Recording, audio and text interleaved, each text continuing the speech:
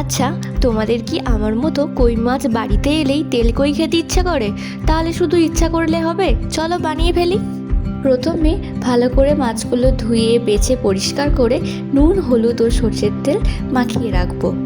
এরপর পেঁয়াজটা শিলে হালকা করে পেস্ট করে নেব। এবার কয়েক টুকরো আদা, অল্প জিরে, মৌরি, ধনে, শুকনো লঙ্কা, কাঁচা লঙ্কা, এলাচ এই সব মশলাগুলো পেস্ট করে নেব।